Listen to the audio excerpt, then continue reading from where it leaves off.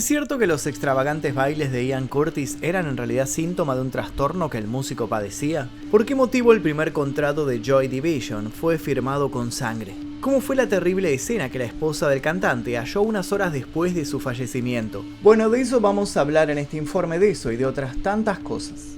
Ian Curtis fue un músico, cantante y compositor británico, mejor conocido por ser líder de Joy Division. Se destacó por su voz, sus movimientos excéntricos en el escenario y sus trágicas canciones plagadas de nostalgia, soledad y de vacío. Como letrista es considerado uno de los mejores del rock y un auténtico poeta maldito. En su corta trayectoria dejó 2 álbumes considerados obras maestras de un estilo de rock oscuro llamado Manchester Sound. Dichos álbumes achicaron la distancia entre los estilos punk y new wave y sentaron las bases de lo que hoy en día se conoce como post-punk. Aunque el artista tenía un brillante futuro por delante, algunas personas en su entorno comenzaban a sospechar que algo no andaba del todo bien. Con las presiones de una enfermedad que lo alteraba, los efectos secundarios de los fuertes medicamentos, una creciente fama que le costaba asimilar y un matrimonio que se derrumbaba por culpa de la infidelidad, el cantante dejaría finalmente una gira trunca el 18 de mayo de 1980, el día que murió Ian Curtis. Me gustaría que me contaran si lo conocían a Ian Curtis y si conocen a la banda Joy Division,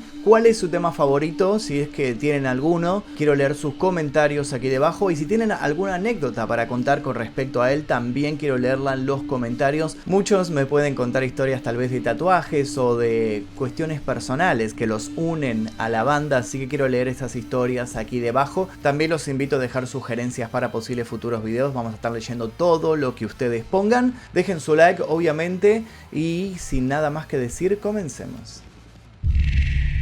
En abril de 1980, Ian Curtis se emborrachó y se autolesionó con un cuchillo de cocina en un intento por quitarse la vida. Más tarde ese mismo mes, ingirió una sobredosis de medicamentos que utilizaba para tratar un trastorno que padecía. Debido a esto, el jefe de su sello discográfico lo recogió en el hospital luego de que le realizaran un lavaje de estómago e inmediatamente lo llevó a la sala de ensayo.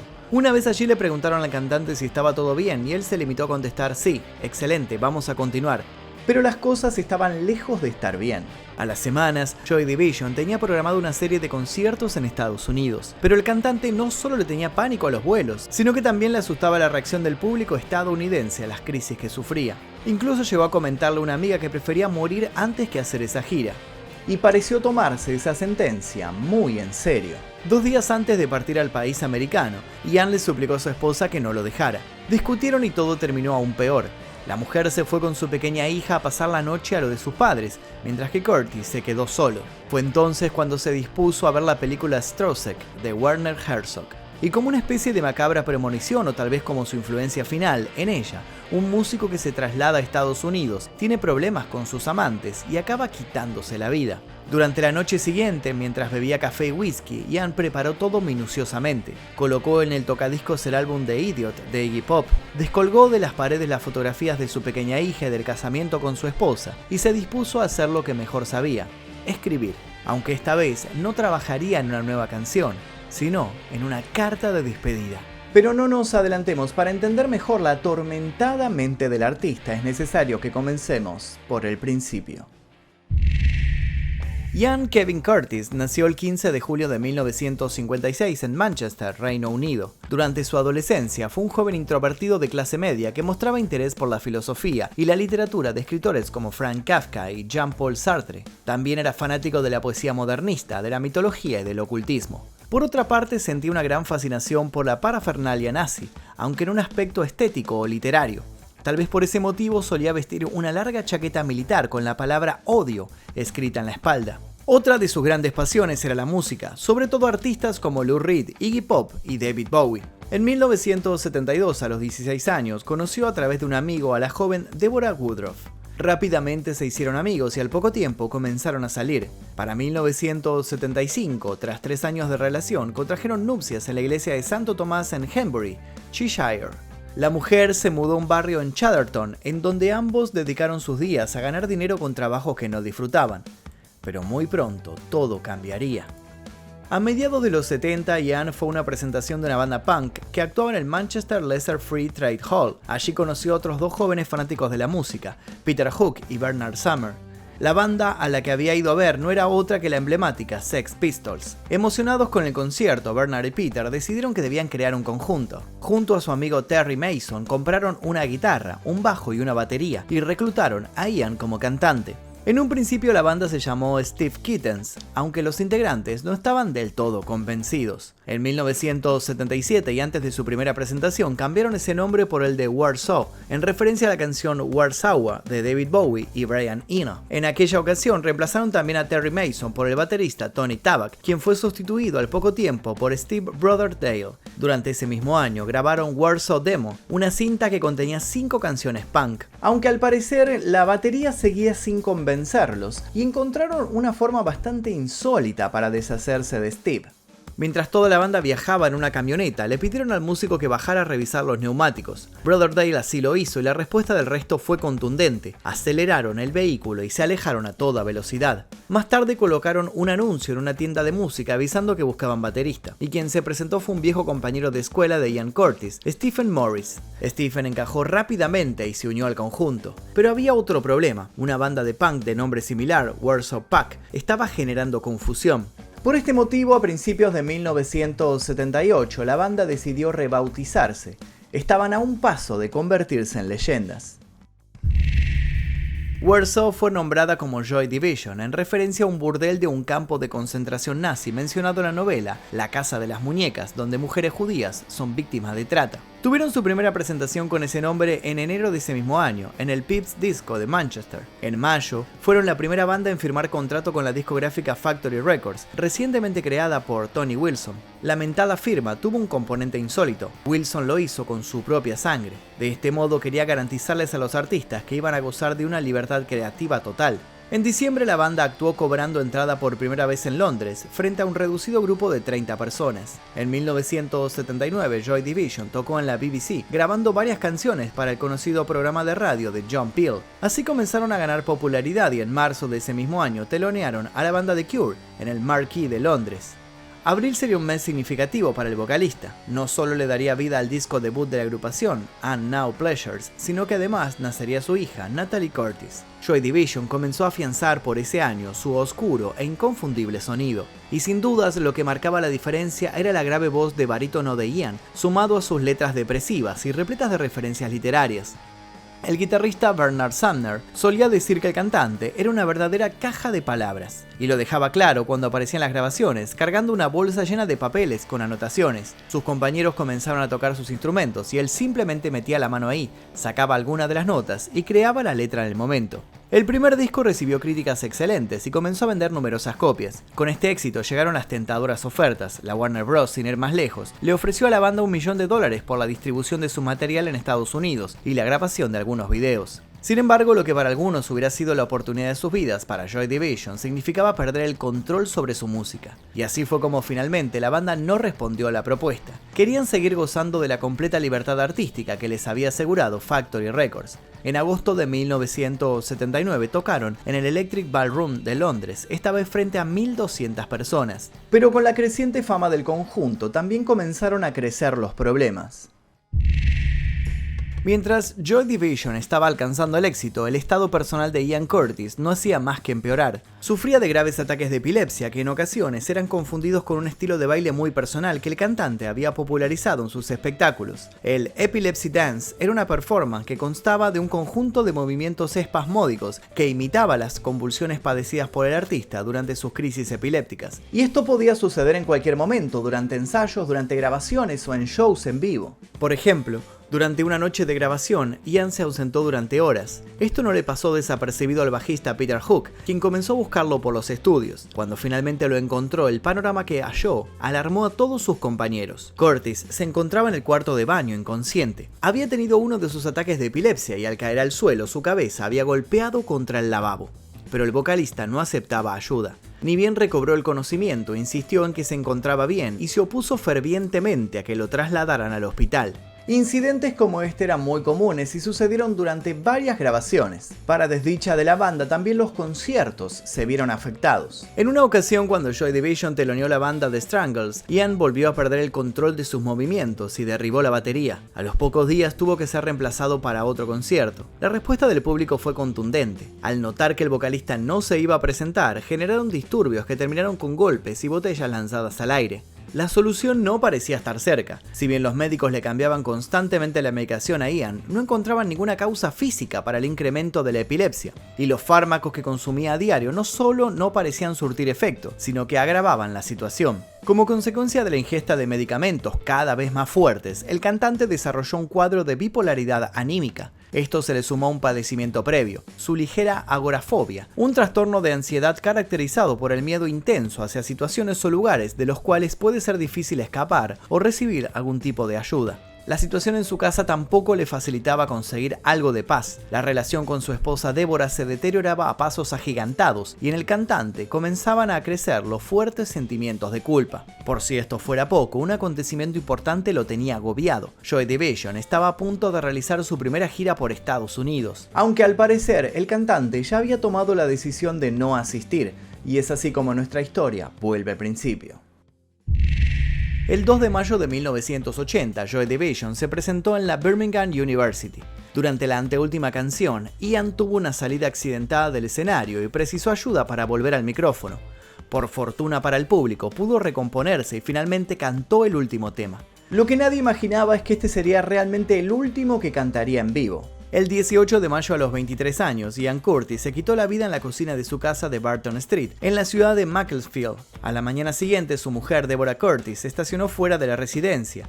Tuvo la suerte de dejar a la pequeña Natalie en la parte posterior del vehículo, porque al ingresar al hogar se encontró con una escena pesadillesca. Sobre el mantel del comedor se hallaba un sobre con una carta de despedida, y en la cocina de rodillas y con su cabeza de lado, el cuerpo ya sin vida de Ian Curtis, con la cuerda de tender ropa alrededor de su cuello. Las canciones del disco The Idiot de Iggy Pop que sonaban de fondo solo fueron interrumpidas por los gritos desgarradores de la mujer, que no dejaba de proferirle insultos al cadáver a viva voz. Más tarde el funeral estuvo reservado solo para familiares y para amigos. Ian fue finalmente enterrado en una tumba sencilla en el cementerio de Macclesfield. En ella su esposa Deborah colocó una lápida con la fecha de su muerte y el título de una de las canciones más célebres del artista, Love Will Tear Us Apart, que significa El amor nos separará.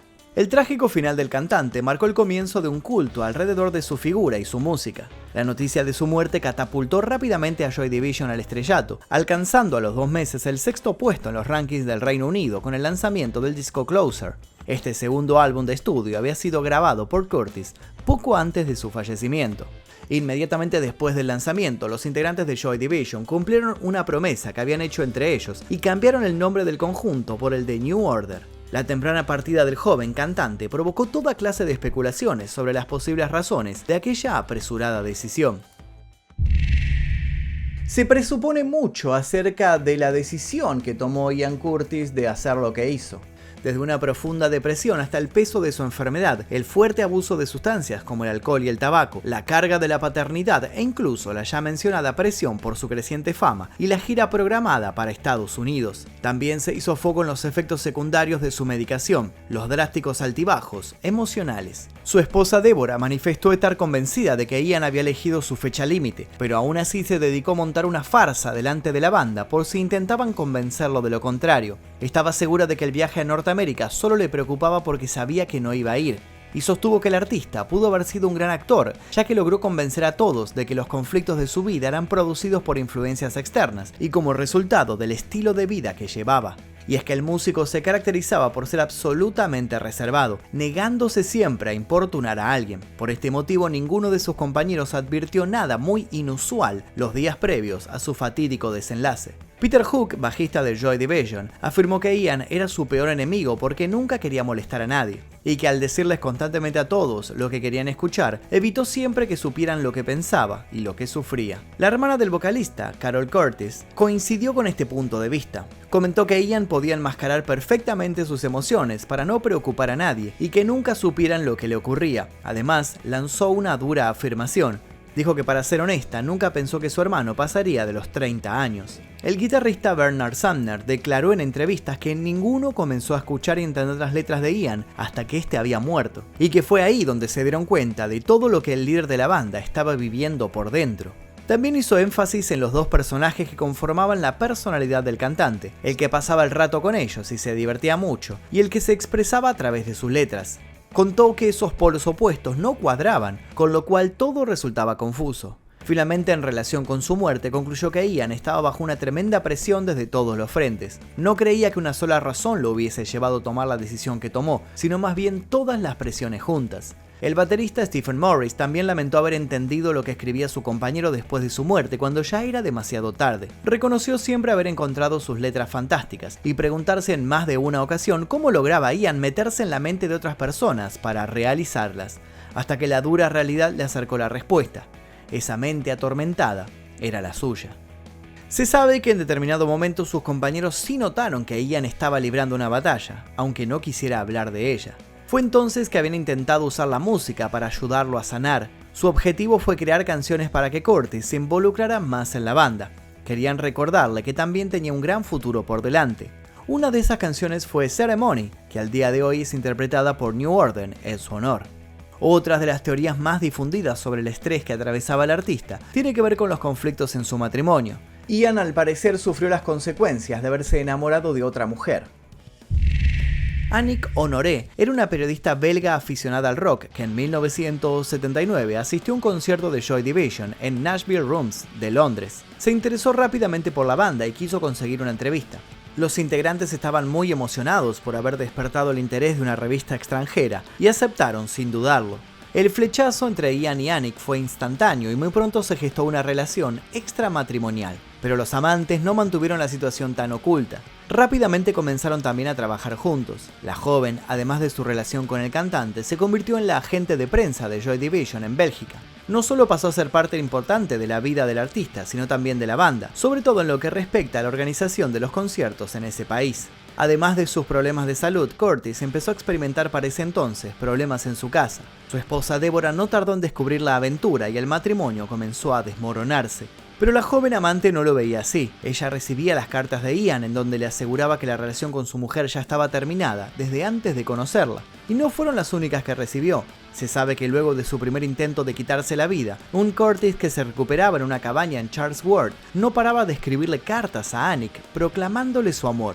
Pero a pesar del cariño que Ian profesaba, los demás miembros de la banda empezaron a advertir muy pronto que la joven era una presencia negativa para él. Comenzaron a observar cómo lo distanciaba del grupo y notaron que estaba ejerciendo una fuerte influencia sobre el artista. Lo estaba convenciendo de hacerse vegetariano por ella e incluso, cuando asistían a restaurantes, ambos se sentaban alejados del resto. Igual de cierto es que el vocalista se encontraba abrumado también por las presiones que le generaba la banda y se lo dejó en claro a Honoré en otra de las cartas que escribió. En ella le confesó que Joy Division era una responsabilidad inmensa que impactaba tanto en su propia salud como en la de las personas cercanas a él. Afirmó que realmente perturbaba su paz interior porque hacía que recayera sobre él el futuro de los otros y finalmente sentenció duramente que la tensión se había convertido en algo excesivo. Sin embargo, la verdad es que Deborah también había percibido el súbito cambio en la personalidad de su esposo desde que había empezado a relacionarse con Annick. El joven se había vuelto más frío y hostil, modificando radicalmente su trato hacia ella. De un modo o de otro, el lado artístico de Ian comenzó a sufrir las consecuencias de todos estos torbellinos.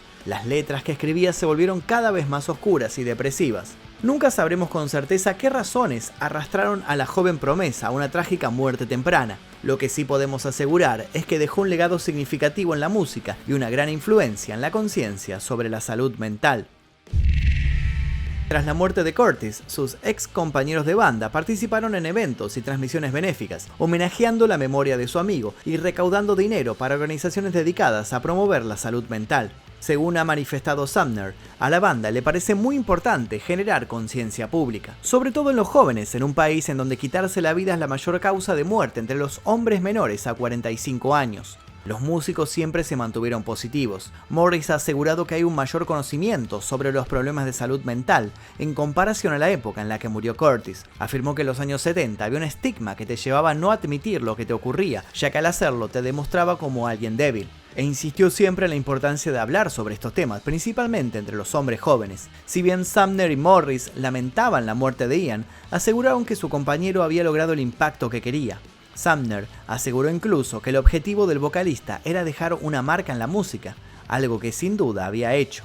Por su parte, Morris afirmó que el último legado de su amigo fue el hecho de que su arte terminaría ayudando a personas en todo el mundo. Ian, al igual que el conjunto, fueron reverenciados con el tiempo por artistas y bandas como John Frusciante, Radiohead, Franz Ferdinand, The Smashing Pumpkins y U2, entre otros. Bono, el mediático cantante de la última, aseguró en una ocasión que sería difícil encontrar un lugar más oscuro en la música que el de Joy Division, y afirmó que para Ian Curtis la belleza era verdad y la verdad era belleza, y que lo suyo había sido buscar ambas. La canción Love Will Tear Us Apart es una de las más reconocidas en la década de los 80, logrando llegar hasta la lista de las 500 mejores canciones de todos los tiempos, según la revista Rolling Stone, y considerada por muchos como la carta de despedida del vocalista. Deborah Curtis ha especulado sobre un escenario hipotético en el que su difunto esposo siguiera con vida. En este, se mostró convencida de que Ian se habría hartado de los conciertos, retirado de los escenarios y escrito, cuando menos, un gran libro de poesía.